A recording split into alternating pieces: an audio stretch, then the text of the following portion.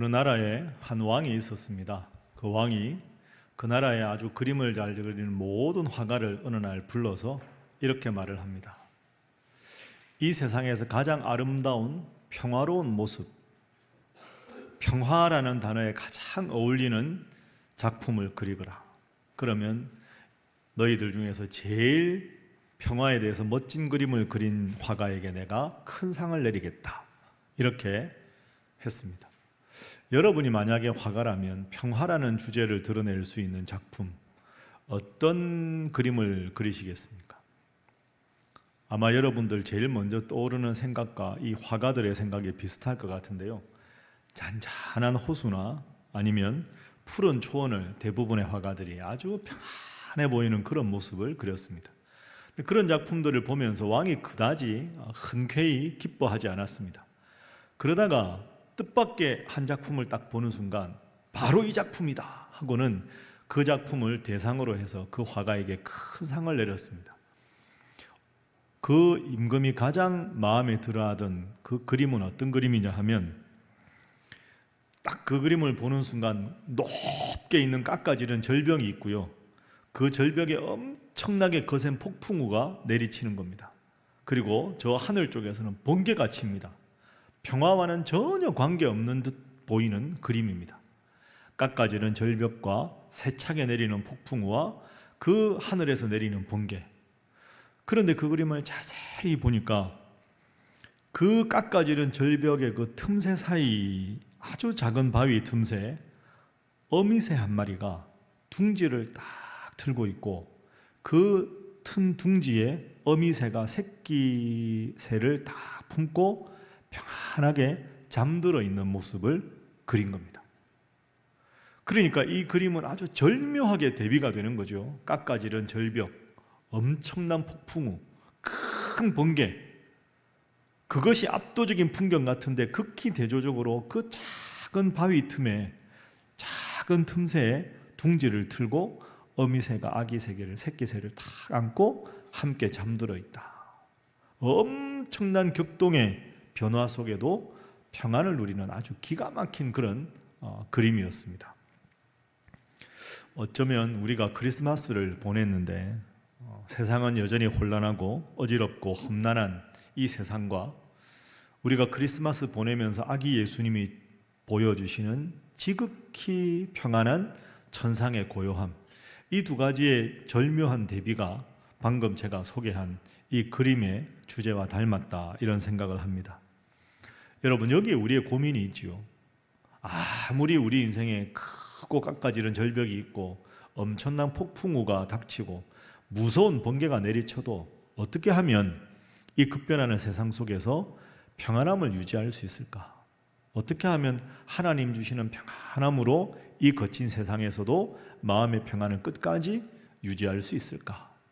그것이 과연 가능하기나 한 것일까? 오늘은 이 주제에 대해서 한번 말씀을 나누어 보겠습니다. 여러분, 올 한 해 어떠셨습니까? 어느덧 오늘이 2025년 마지막 주일입니다. 성탄의 기쁨과 찬양 소리가 아직 우리 마음에 잔잔히 울려 퍼지고 있습니다. 그리고 시몬과 안나처럼 믿음의 기다림과 소망에 대해서도 우리가 많은 기대를 합니다. 마침내 그 시몬과 안나의 기도와 소망이, 인내가 결실을 맺었습니다. 아기 예수님이 오셨습니다. 아기 예수님이 탁 오면 모든 혼란이 종식되고 이제는 평안해져야 되는데, 여러분, 세상 이치가 그러지 않습니다. 아기 예수님이 구유의 평화의 소식으로 오신 바로 그 순간, 마태복음 오늘 본문 2장은 아주 낯선 풍경을 우리에게 보여줍니다. 마태복음 2장은 천사의 찬송 대신에 예수님과 그의 부모였던 요셉과 마리아가 긴박한 도피 명령을 받아서 도망가는 모습이 나옵니다. 긴장감이 고조되고 있습니다. 아기 예수님의 탄생 다음에 평안함 뒤에 뭔가 무서운 일이 도사리고 있는 것처럼 보입니다. 과연 어떤 일이 닥쳤을까? 아기 예수님과 그 부모에게 어떤 위험이 닥쳤는가? 그리고 그 위험을 요셉과 마리아는 어떻게 극복하는가? 이 주제를 보면서 이 아기 예수님의 성탄이 주는 평안함이 우리의 급변하는 위기 속에서 어떻게 계속 유지될 수 있는가 지금부터 한번 살펴보도록 하겠습니다. 먼저 아기 예수님 나신 탄생 후에 찾아온 현실의 위협이 뭔가, 어떤 위협이 있는가. 여러분, 동방박사들이 예수님께 오면서 예물을 바쳤습니다. 뭘 바쳤습니까? 세 가지가. 황금과 유향과 모략을 바쳤습니다. 다 바치고 이제는 뭔가 어려움이 다 끝난 것처럼 보이는 바로 그때 평화의 왕으로 오신 아기 예수님에게는 세상의 왕, 평화의 왕, 천상의 왕 아기 예수님께 세상의 왕 이 헤롯의 살기등등한 위협이 찾아옵니다. 먼 동방에서 별을 연구하던 세 명의 동방박사가 예수님을 찾지요. 그리고는 예수님이 어디 지금 태어나셨는지 모르는 상황에서 맨 먼저 동방박사들이 헤롯을 방문합니다. 유대인의 왕으로 온 자가 누구냐 묻기 위해서지요. 마태복음 2장 2절 3절 화면으로 한번 보십시오.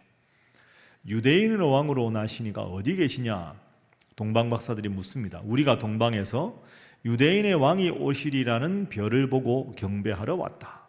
그 말을 듣는 순간 3절 헤롯 왕과 온 예루살렘이 듣고 소동합니다. 큰 충격에 빠진 거죠.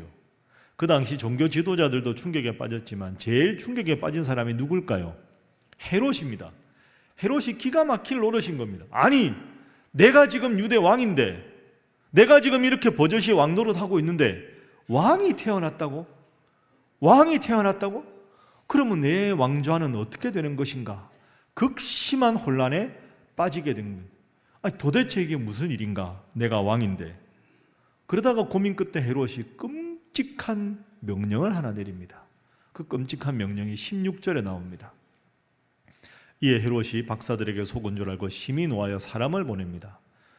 유대인의 왕이 베들레헴에 태어난다고? 베들레헴과 그 모든 지경 안에 있는 산의 아이를 박사들에게 자세히 알아본 그때를 기준하여 2살부터 그 아래로 다 죽이라 하는 명령을 내립니다. 그렇습니다. 끔찍한 명령이지요. 헤롯이 명령을 내려서 유대인의 왕이 베들레헴에서 태어난다고 하니 동방박사가 나한테 그 말을 했던 그 순간부터 태어난 모든 산의 아이들을 전부 다 죽여라. 그러면 장차 유대인의 왕이 될 아이가 죽으면 내 왕좌가 항구적으로 지속될 수 있을 것이다. 이런 끔찍한 사륙을 명령을 합니다. 그런데 여러분, 우리가 잘 아는 이 장면에서 한 가지 꼭 기억하십시오. 헤롯이 분노해서 칼을 휘두르던 그 시점은 동방박사들이 예수님께 예물을 드린 직후였다는 사실입니다. 아기 예수님을 축하하는 거룩한 경배가 끝나는 바로 그 순간에 세상의 권력은 가장 추악한 폭력으로 응수했다는 것이죠. 우리 삶도 이와 비슷합니다. 하나님의 은혜가 강력할수록 세상의 악한 반응 또한 강력하게 나타납니다. 여러분, 어렵게 생각하지 마시고 여러분 스스로 돌아보십시오. 신앙생활 마찬가지 아닙니까? 예수님을 마음의 주인으로 모시고 내가 좀 더 깊은 은혜를 받았구나, 요즘 내가 은혜를 깊이 누리고 있다라고 생각하는 바로 그 순간에 우리의 삶을 지배하고 있는 옛 주인, 세상의 가치관, 나의 자아라고 하는 헤롯은 거세게 내 마음속에서 저항합니다. 이게 참 우리를 힘들게 합니다. 우리는 신앙생활을 하면서 종종 은혜의 경험이 계속 오랫동안 지속되기를 바라는데 뜨겁게 기도하고 은혜를 받고 예배당 문을 나서자마자 우리의 마음을 쉽게 낙심하게 만들고 차갑게 만드는 현실의 벽을 마주하곤 합니다. 간절히 기도해서 병고침을 받았는데 또 다른 경제적인 어려움이 찾아오기도 하고, 우리 가정은 늘 행복할 수만 있었으면 좋겠다고 생각했는데 행복을 느끼는 그 순간에 생각지도 못한 어려움이 가정을 힘들게 만들기도 합니다. 이것이 우리의 현실입니다. 이것이 예수 믿는 사람들의 세상살이입니다. 요셉과 마리아도 마찬가지 아니었겠습니까? 이제 겨우 아기 예수님 낳고 이제 고생 끝났다 하고 딱 한숨 돌리는데 축하의 인사를 받자마자 목숨을 건 도망자가 되어야 했습니다.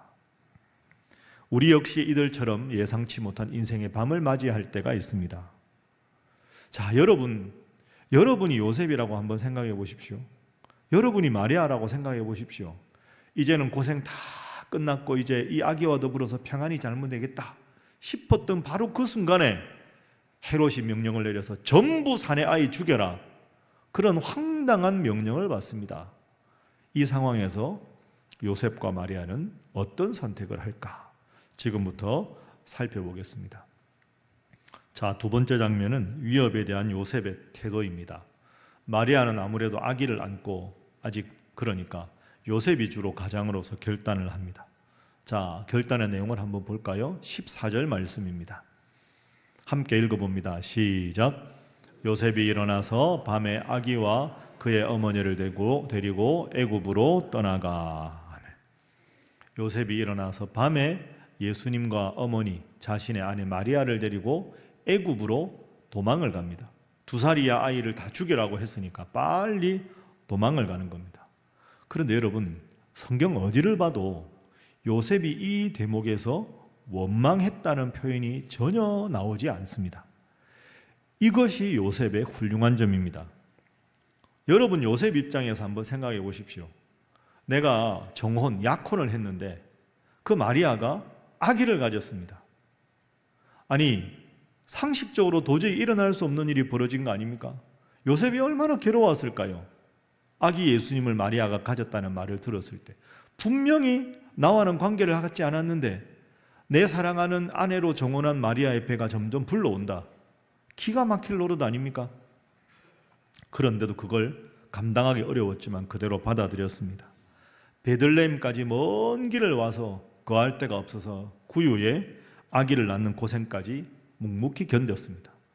이제는 다 안정되려니 싶었는데 이제는 목숨을 구하기 위해서 타국인 애굽으로 도망가라는 청천벽력 같은 소리를 듣습니다. 보통 사람 같으면 어떻게 할까요? 하나님, 해도 너무하지 않습니까? 제가 뭘 그렇게 잘못했습니까? 제가 마리아에게 구박한 적이 있습니까? 하나님 제가 명령을 거역한 적이 있습니까? 왜 이렇게 사서 고생하게 만드십니까? 하나님, 우리 이 아이가 전능하신 하나님의 아들이라면서요. 그러면 헤롯의 권력에서 피할 수 있는 길을 미리 마련해 주셔야 되는 것 아닙니까? 왜 나만 이렇게 힘들게 만드십니까? 분명히 요셉은 원망할 것이 많이 있었습니다. 단 한 번도, 단 한 줄도 요셉은 원망하지 않습니다. 원망이 언제 생깁니까, 여러분? 내 생각하고 하나님의 계획이 다르면 원망이 생깁니다. 내 계획대로 일이 되어야 되는데 또 다른 하나님의 계획 앞에서 당황하면 원망이 생기지요. 그런데 요셉이 참 훌륭한 사람입니다. 자신의 생각을 전부 다 내려놓고 고난 앞에서도 침묵하고 하나님 말씀에 순종의 길을 걸어가고 있습니다. 그렇습니다. 요셉은 기다림의 은혜를 행동하는 믿음으로 전환한 사람입니다. 14절을 한번 보십시오. 14절 말씀. 요셉이 일어나서 밤에 아기와 그의 어머니를 데리고 애굽으로 떠났다. 언제 떠났다고요? 밤에 떠났다. 저 밤이 뭐냐 하면요, 그 하나님께서 천사를 통해서 애굽으로 피신하라는 명령을 받은 바로 그날 밤을 말하는 겁니다. 저 밤에가 그래서 의미가 있는 겁니다. 다음 날 아침이 아닙니다. 하나님, 짐 좀 싸겠습니다. 하나님, 날씨가 추워서 뭔가 준비를 좀 해야 되겠습니다. 하나님, 애굽까지 먼 길인데 아무런 준비 없이 어떻게 가겠습니까? 며칠만 말미를 주십시오. 아무것도 없습니다.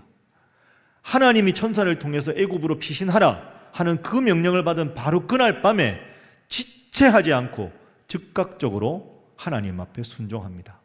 원망도 다 내려놓고 자기의 형편, 자기의 상황 다 내려놓고 하나님이 명령하셨으니 즉각 순종하겠습니다. 여러분 생각해 보십시오. 이게 참 쉬운 일이 아닙니다. 마음도 힘들 것 같고요, 몸도 지쳤을 겁니다. 그런데도 요셉은 아무 말하지 않습니다. 즉각적으로 순종합니다. 참된 신앙은 감정의 자리에만 머물지 않습니다. 성탄의 기쁨이라는 감격 속에만 갇혀 있지 않습니다. 요셉은 그 은혜를 가지고 험난 피난길을 걷는 즉각적인 순종, 발바닥의 순종으로 나아갔습니다. 과연 예수님의 아버지가 될 만한 훌륭한 사람이지요. 우리도 마찬가지입니다. 예배를 통해서 은혜를 받았다면 그 은혜를 가지고 세상이라는 삶의 현장 속으로 지체 없이 걸어가야 합니다. 내 환경이 완벽해질 때를 기다리는 것이 아니라 밤과 같이 어둡고 막막한 상황일지라도 주님이 말씀하시면 즉시 말씀에 순종하고 움직이는 것이 바로 온전한 성숙한 믿음입니다. 그걸 지금 요셉은 보여주고 있습니다. 여러분 잘 아시는 아프리카 선교의 아버지라고 불리는 데이빗 리빙스턴 선교사님이 있습니다. 그분이 아프리카에서 열심히 선교하고 있는데 하루는 영국의 한 선교단체에서 편지를 받았습니다. 선교사님, 우리가 선교사님을 도울 수 있도록 젊은 선교사 후보생들을 몇 명을 보내려고 합니다. 선교사님 계신 곳까지 있는 좋은 길이 있으면 알려주십시오. 그러면 그 좋은 길로 그 후보생들을 보내겠습니다 하는 편지였습니다. 리빙스턴 선교사님이 그 편지를 받자마자 바로 답장을 씁니다. 답장의 내용이 이렇습니다. 이곳까지 오는 좋은 길은 없습니다. 좋은 길이 있어야만 오겠다고 하는 후보생이 있으면 단념시키십시오. 하나님이 원하시면 길이 없어도 길을 만드는 것이 선교사의 삶입니다. 짧지만 아주 의미 있는 거죠. 다 준비되고 내 계획대로 모든 것이 다 순조로웠을 때 이제는 하나님 명령에 순종하겠습니다. 그건 여러분 엄밀하게 말하면 순종이 아닌 겁니다. 하나님이 가라 하면 하나님의 뜻이라고 생각되면 즉각적으로 순종하는 것, 그것이 온전한 믿음이지요. 그 믿음의 예가 훌륭한 요셉의 모범입니다. 여러분 생각해 보십시오. 요셉은 좋은 길이 열려서 간 것이 아닙니다. 하나님이 가라고 하니 캄캄한 밤중이라도 스스로 즉각 길을 만들면서 나아간 것입니다. 애굽으로 가는 길은 대로가 아니었습니다. 불안하고 위험한 길이었습니다. 그러나 요셉은 길이 험해서 못 가겠습니다. 날이 밝고 안전해지면 가겠습니다. 미루지 않았습니다. 하나님의 명령이 떨어진 그 순간 요셉에게는 이미 그 명령 자체가 길이었던 것입니다. 그것이 우리가 요셉에게 배워야 할 점입니다. 우리 신앙생활도 마찬가지가 아니겠습니까? 하나님 좋은 길을 주십시오. 좋은 길을 주십시오. 형편이 나아지면 헌신하겠습니다. 애들 다 키워놓고 순종하겠습니다. 이 문제도 해결해 주시고 저 문제도 해결해 주시고 다 제 뜻대로 해주시면 그 다음에 하나님 하시는 거 보고 순종하겠습니다. 여러분 그것은 진짜 믿음이 아닙니다. 진짜 믿음은 요셉처럼 길이 없어도 명령을 따라 아멘 하고 즉각적으로 나서는 것입니다. 캄캄한 밤에 짐을 꾸리는 요셉의 뒷모습을 생각해 보십시오. 그는 지금 도망가는 것이 아니라 하나님의 약속을 성취하기 위해서 믿음의 길을 개척하고 있는 것입니다. 오늘 여러분의 삶 앞에 애굽으로 가라는 막막한 명령이 놓여 있습니까? 때로 길이 보이지 않아서 답답하십니까? 그때가 바로 요셉처럼 원망을 멈추고 즉각적인 행동으로 여러분의 믿음을 보일 때입니다. 말씀에 순종하는 믿음, 이것이 성탄 이후에 본문이 우리에게 원하는 하나님의 뜻입니다. 주저하지 마시고 타협하지 마시고 오직 하나님 말씀을 받았을 때 아멘하고 순종하는 요셉 같은 믿음의 사람, 우리 신일의 성도들 다 되시기를 주님 이름으로 축복합니다. 자, 옆에 분들과 인사 한번 하겠습니다. 말씀에 즉각 순종하시기 바랍니다. 자, 한 번 더 할까요? 하나님 반드시 책임져 주십니다. 자, 그래서 하나님이 순종하는 요셉에게 어떻게 채워주셨는가? 지금부터 그것을 한번 보겠습니다. 하나님은 그저 가라 하고는 아무 일도 하지 않는 그런 분이 아니라 미리 다 준비하고 계셨습니다. 자, 오늘 본문 말씀 15절 한번 보시죠. 헤롯이 죽기까지 거기 애굽에 있었으니 이는 주께서 선지자를 통하여 말씀하신 바 애굽으로부터 내 아들을 불렀다 함을 이루려 하심이라. 헤롯이 죽을 때까지 아기 예수님이 어디 사셨다고요? 애굽에 사셨습니다. 그리고 애굽에서 다시 이스라엘로 올라오셨습니다. 그러니까 여러분, 지금까지 말씀을 가만히 생각해 보면 요셉은 할 수 없이 애굽으로 간 것 같습니다. 2살 이하의 아이를 다 죽이니까 할 수 없이 간 것 같은데 그게 아니라는 겁니다. 할 수 없이 간 게 아니라 애굽으로 피난 가서 사는 것이 하나님의 뜻이었다 하는 것이 오늘 본문 15절의 중요한 교훈입니다. 내가 목숨 때문에 도피한 것 같은데 그게 사실은 하나님의 말씀을 성취하게 되는 역설이 여기에 숨어 있습니다. 그러면 하나님의 뜻대로 애굽에 갔다면 여러분, 현실적으로 이 요셉과 마리아와 예수님이 뭘 먹고 살았을까요? 크리스마스 지날 때마다 이거 궁금하지 않으셨습니까? 아니, 가난한 사람들이 갑자기 애굽으로 우리말로 하면 이민을 갔는데 아니, 뭘 하고 살았을까? 뭘 먹고 살았을까? 그 많은 생활비는 어떻게 충당했을까? 이런 생각이 자연스럽게 듭니다. 하나님이 그것도 이미 준비하고 계셨습니다. 제가 오늘 설교 초반부에 말씀드렸죠. 동방 박사들이 예수님께 왔을 때 예물을 가지고 왔습니다. 그리고는 왕이 어디서 나셨느냐, 그 말을 듣고 이제 아기 예수님과 요셉과 마리아는 애굽으로 가게 되었습니다. 그러면 동방 박사들이 바쳤던 황금과 유향과 모략, 그 예물이 어디 쓰였을까요? 그 예물이 하나님께서 미리 애굽에서 정착하고 생활하기 위한 하나님의 배려였습니다. 갑자기 떠난 길이지만 그 동방 박사들이 가져온 진귀한 3가지 예물 때문에 애굽에서 정착해서 아기 예수님과 더불어 요셉과 마리아가 살 수가 있었던 겁니다. 그렇습니다. 하나님은 때로 여러분이나 저에게 고난의 명령을 주실 때가 있습니다. 그래서 사실 우리는 힘듭니다. 고난은 좀 없으면 안 되나? 내 인생에 좋은 날만 계속되면 안 되나? 이런 생각합니다. 그런데 여러분, 그렇지가 않습니다. 인생은 시도 때도 없이 고난이 찾아옵니다. 그런데 이것을 꼭 기억하십시오. 하나님은 고난의 명령과 함께 반드시 은혜의 보따리를 여러분에게 쥐어주십니다.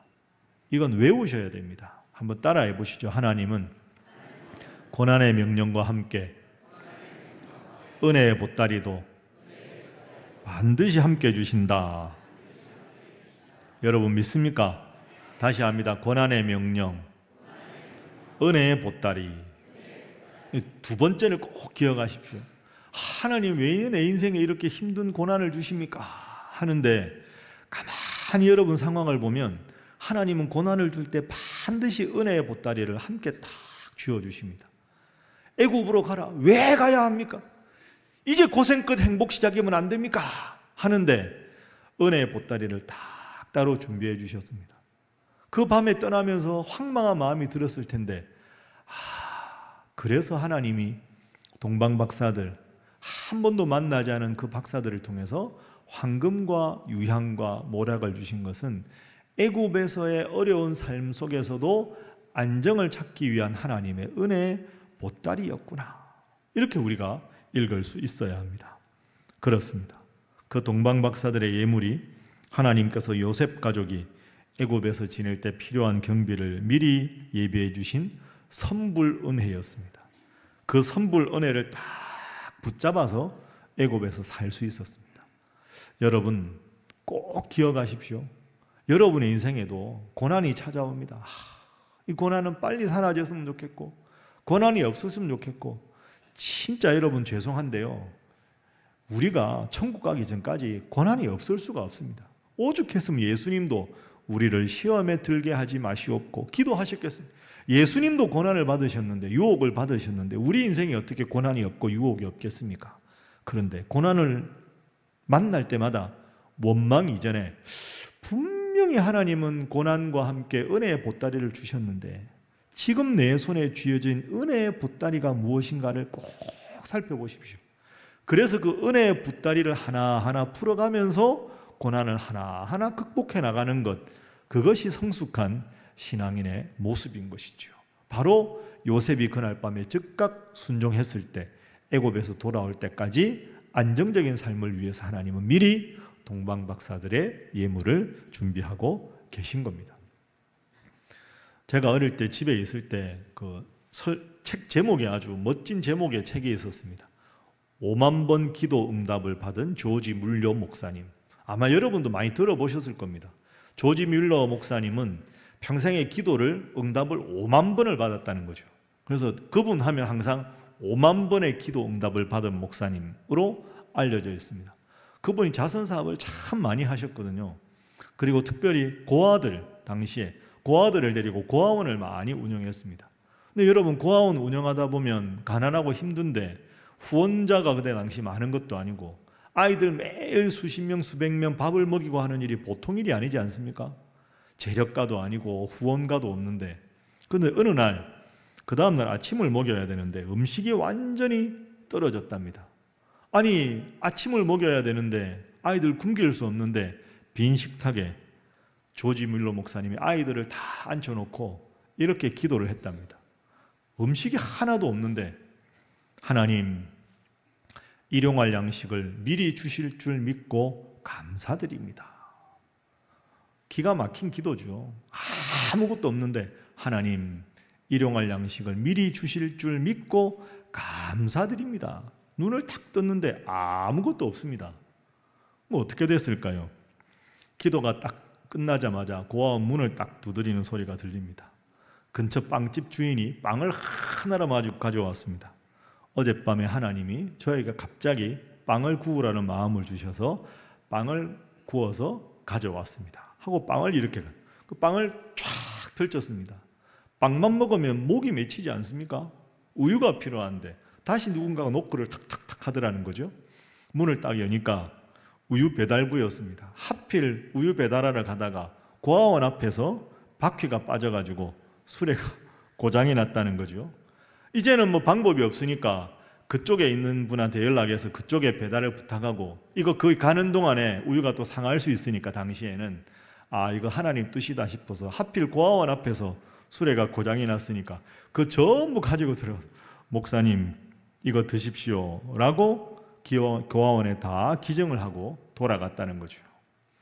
빈 식탁을 놓고 왜 이런 고난을 주십니까?가 아니라 하나님, 일용할 양식을 미리 주실 줄 믿고 감사합니다 했을 때 하나님이 빵도 풍성하게, 우유도 풍성하게 다 준비해 주셨다 하는 겁니다.